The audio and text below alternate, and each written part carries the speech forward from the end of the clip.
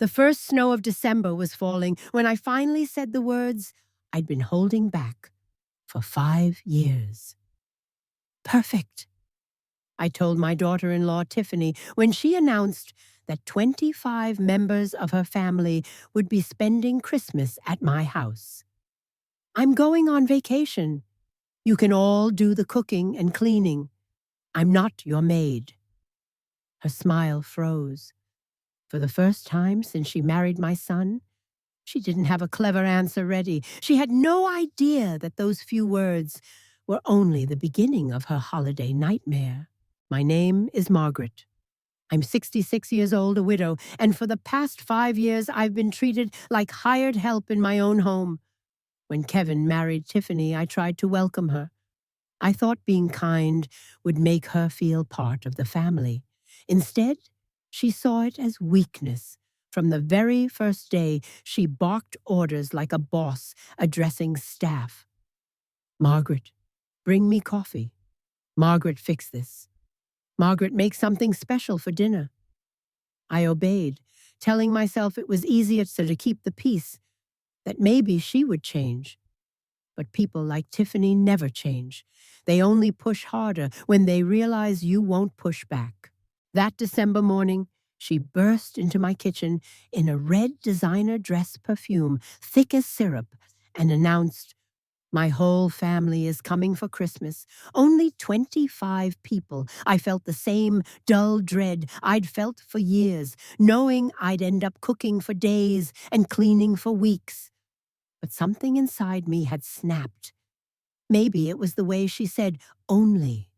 Maybe it was the quiet arrogance in her smile. Whatever it was, it gave me strength. I simply said, "Perfect," and told her I wouldn't be here. When I saw the shock in her eyes, I knew the balance of power had shifted. She sputtered, stammered, called for Kevin like a child calling for rescue. He arrived moments later, tired from work, but already defensive. "Mom," he sighed, "don't you think you're being dramatic?" Dramatic. That word struck deep. For 5 years, I had cooked, scrubbed, and hosted without complaint, and now I was dramatic for saying no. I told him calmly that I was taking a vacation. Tiffany shrieked that I was ruining Christmas, that her family had bought tickets, that this was our house. That phrase, our house, was all I needed to hear. It wasn't their house. It was mine. I had paid every mortgage payment, fixed every broken pipe, kept the roof over their heads. They were guests who had mistaken hospitality for ownership. Kevin tried to reason with me. He said Tiffany couldn't handle cooking for so many people, that she was busy with work. I nearly laughed. Her career was a part-time job at a boutique that Kevin's connections had gotten her. He begged me to delay my trip until after Christmas, promised to pay for a vacation later.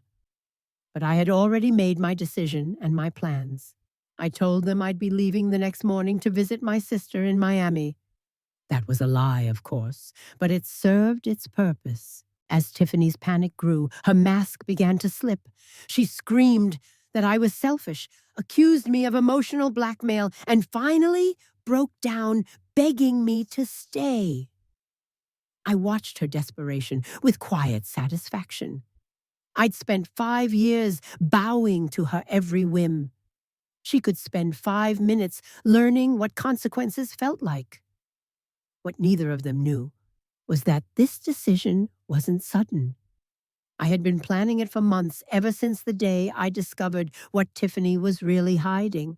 3 months earlier, while cleaning Kevin's office, a room Tiffany had claimed as her workspace, but rarely entered, I found a folder of financial papers. Tiffany's name appeared again and again beside massive credit card balances and secret loans. Some accounts were in Kevin's name. Others used my address as collateral. My hands trembled as I flipped through pages of luxury store receipts and bank statements. Tens of thousands of dollars spent on clothes, jewelry, vacations. She had been borrowing money using the house, my house, as security, and Kevin knew nothing about it. That night, I didn't sleep. I stared at the ceiling until dawn, realizing the woman who called me family had been plotting to sell my home to cover her debts. The next morning, I called an old lawyer friend, Robert, and asked him how to protect my assets. I transferred my savings to a new bank account and began taking quiet, careful steps. I hired a private investigator who confirmed everything and uncovered more. Tiffany's so-called boutique job was a part-time position paying barely above minimum wage.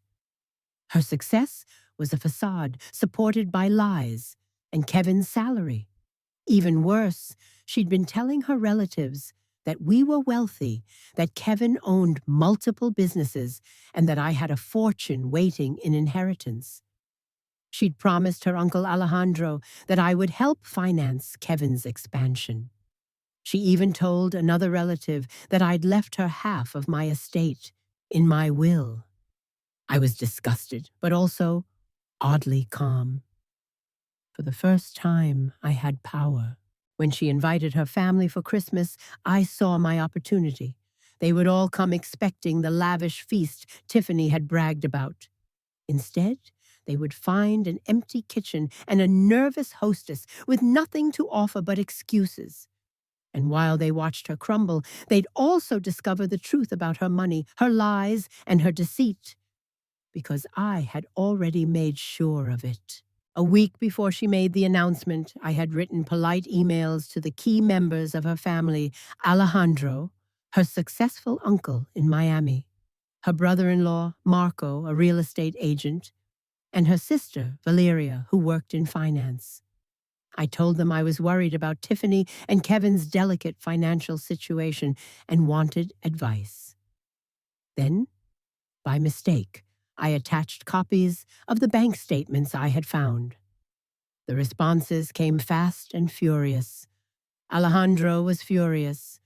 Marco canceled any talk of business deals. Valeria said she was flying in to confront her sister personally. The beauty of it was that none of them told Tiffany. They planned to discuss everything in person at Christmas. Now, as I stood in my kitchen that December evening, listening to Tiffany and Kevin argue in the living room, I felt something I hadn't felt in years: peace. I packed my suitcase quietly, double-checked my plans, and prepared for my own little Christmas miracle. The morning of my departure felt lighter than any holiday morning I'd had in years. I woke at 6:00 a.m., humming as I packed the last of my clothes. I left a note on the kitchen table. Decided to leave early for my trip. The house is in your hands. Enjoy your perfect Christmas.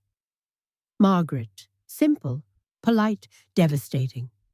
What I didn't mention was that I had emptied the pantry and refrigerator the night before, locked away my good china and Christmas decorations, and canceled the cleaning service that Tiffany liked to brag about hiring.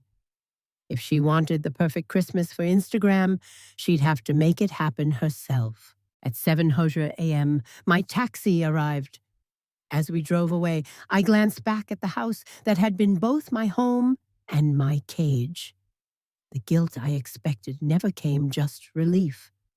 My real destination wasn't Miami. I had booked a suite at a luxury hotel an hour away with an ocean view and 24-hour room service.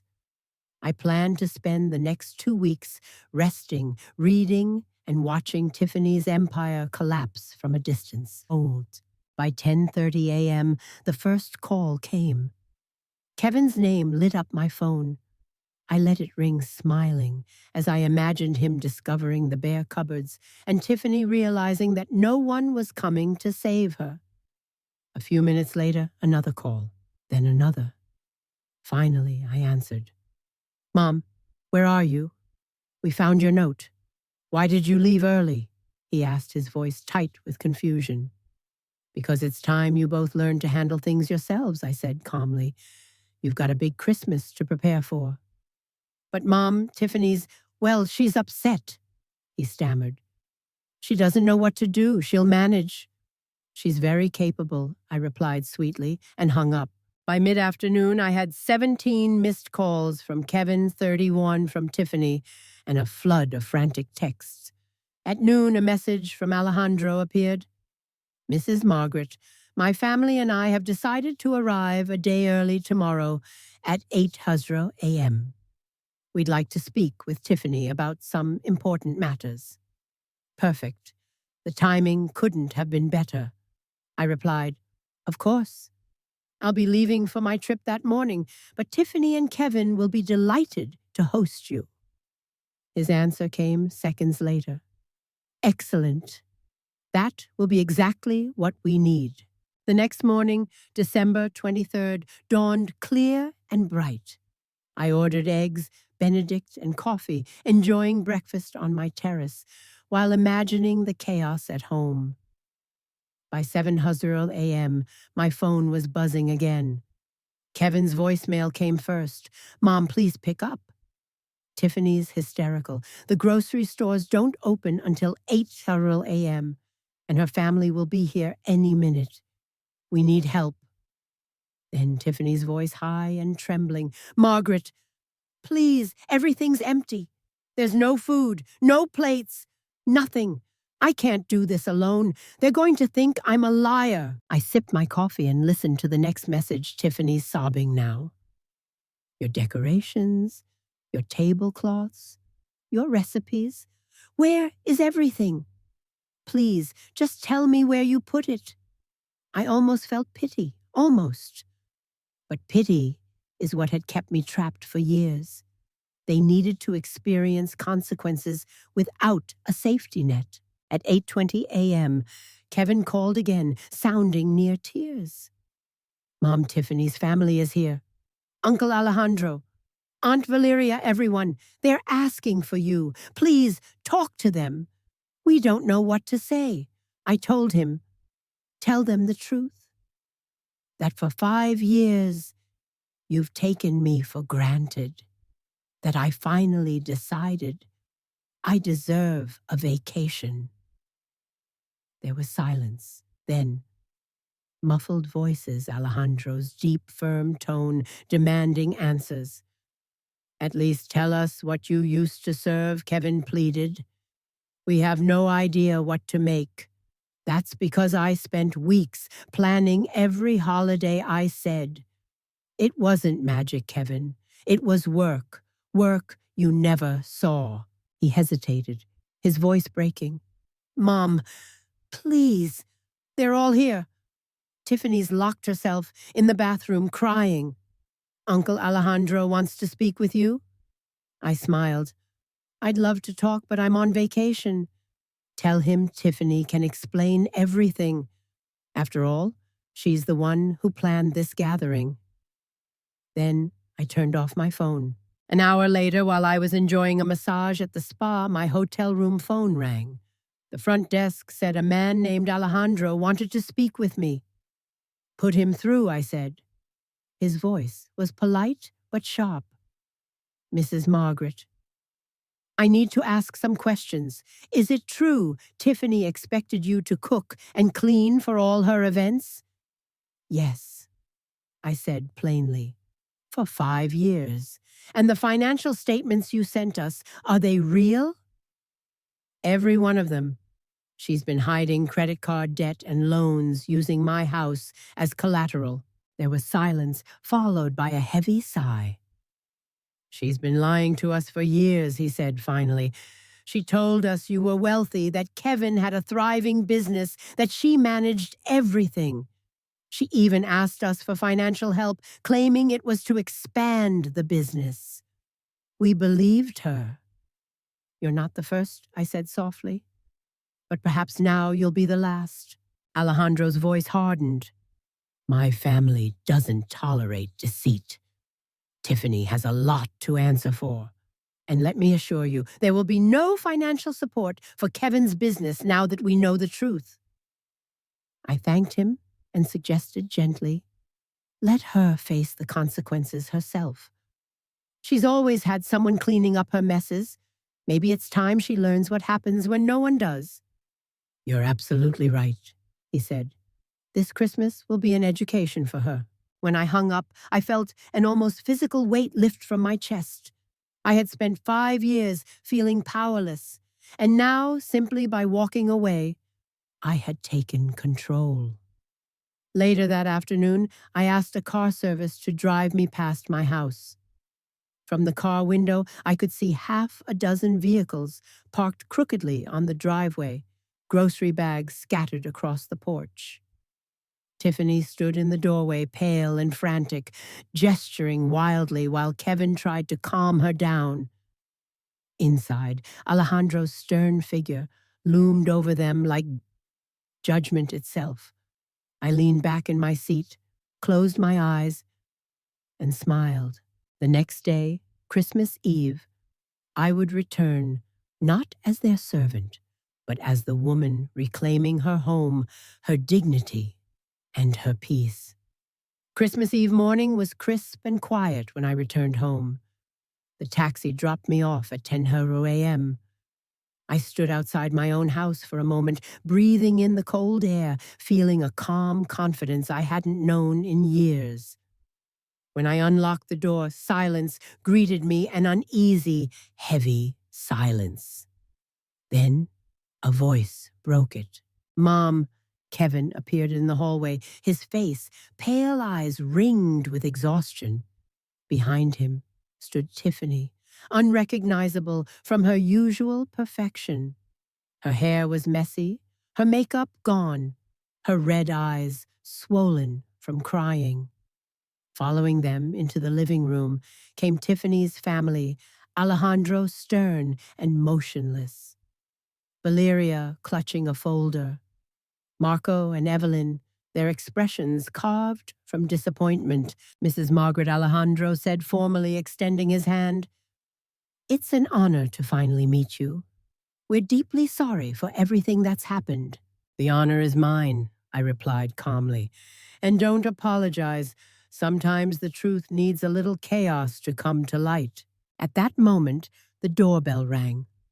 I already knew who it was. Robert, my lawyer, stepped in carrying a briefcase.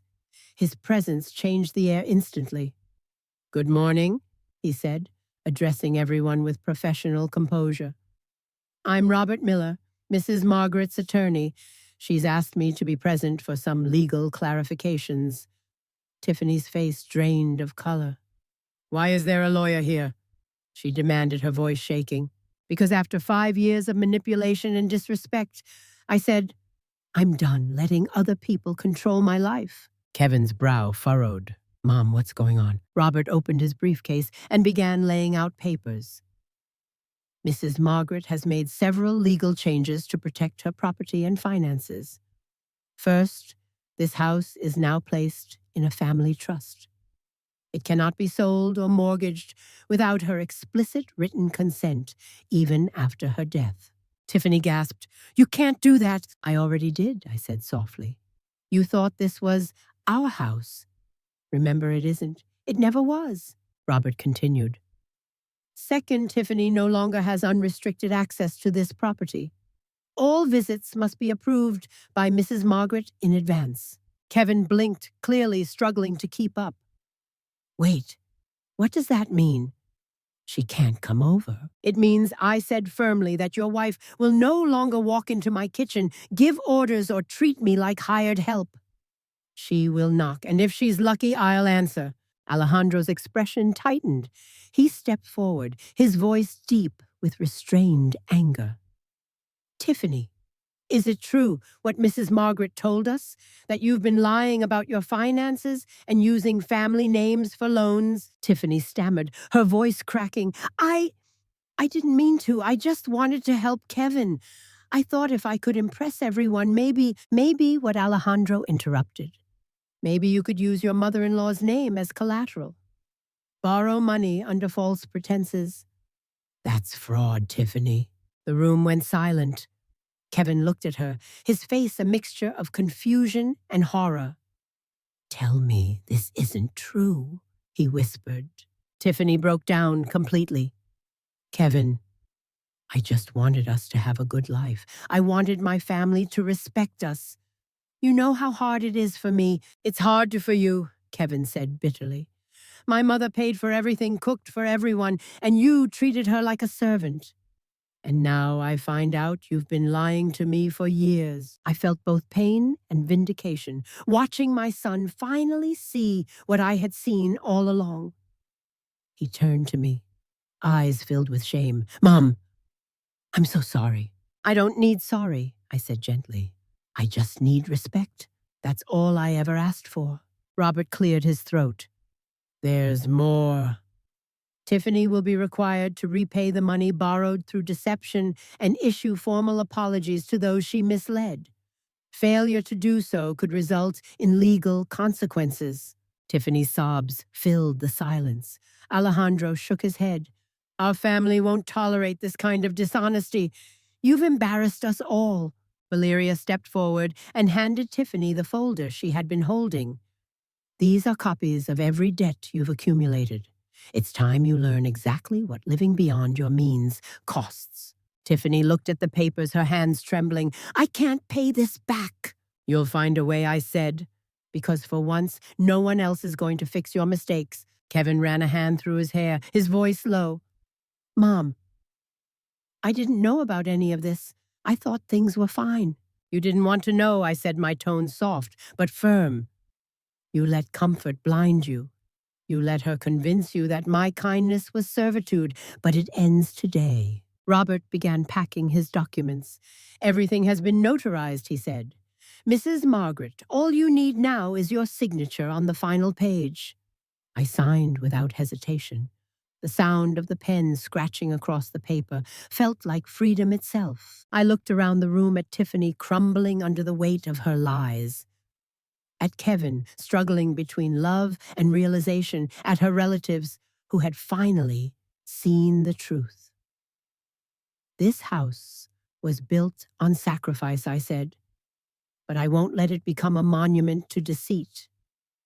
For 5 years, I thought keeping quiet kept peace. I was wrong.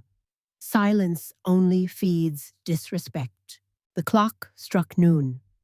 Those who wish to stay for a real Christmas, one built on honesty and gratitude, are welcome, I said. Those who prefer fantasies may leave. Alejandro nodded solemnly. I think we'll stay. Perhaps it's time this family learned what real values look like. Tiffany looked up at me through tears. Margaret, please, I didn't mean to hurt you. I met her gaze. You didn't just hurt me, Tiffany. You underestimated me. And that's a mistake you'll never make again. As the family settled into a heavy silence, I walked to the window. Outside, the snow had begun to fall again, soft, steady, and cleansing. It felt symbolic, as if the house itself were being washed clean of years of resentment. Christmas that year wasn't filled with decorations or feasts, but with something far more powerful: truth. That Christmas Eve afternoon stretched into one of the most extraordinary days of my life. For the first time in years, my house didn't echo with Tiffany's demands or Kevin's excuses. It was filled with quiet conversations, long silences, and the kind of reflection that only happens when illusions shatter. Tiffany sat at the far end of the living room, head bowed, while her relatives gathered near the fireplace, speaking in hushed tones. Kevin lingered by the kitchen doorway, staring at the counter, where I'd spent countless hours cooking for others, never for myself. Alejandro broke the silence first. Mrs. Margaret, he said gravely, I want to thank you. You could have exposed Tiffany cruelly or publicly, but instead, you gave her the dignity of learning the truth from family. That's rare. I nodded, though my eyes were on Kevin. Sometimes I said the only way to save someone is to let them fall. I didn't destroy Tiffany's life. She did that herself. I just stepped aside and let the truth do its work. Kevin came closer, his voice unsteady. Mom, I don't know what to say. I thought I was protecting her. I thought keeping the peace was love. I smiled sadly.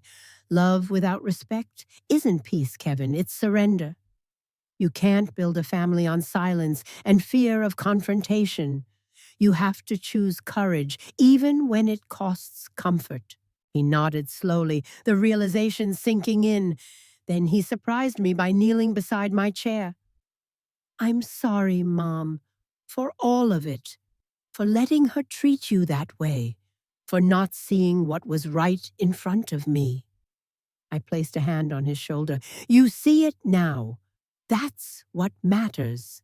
Across the room, Tiffany wiped her face and whispered, I'll pay everyone back. I don't know how, but I will. Alejandro looked at her, his tone softer now. We'll hold you to that, Tiffany. But more than money, you owe your family honesty. When evening fell, the tension began to lift. Valeria helped me prepare a modest dinner. Nothing extravagant, just roasted chicken, vegetables, and a small pie from the freezer. For once, the table wasn't a stage for Tiffany's performance, but a place of reconciliation. As we ate, conversation turned from accusation to reflection. Alejandro shared stories from his youth, Marco cracked jokes to lighten the mood, and even Tiffany managed a faint smile. After dinner, I stood by the window watching snowflakes settle on the garden. Kevin joined me quietly. You know, he said, for years I thought you needed us, but I think it's the other way around. I chuckled softly. We all need someone, Kevin. The trick is learning who deserves that place in your life. He hesitated, then asked, Are you ever going to forgive Tiffany? I already have, I said. But forgiveness doesn't mean forgetting.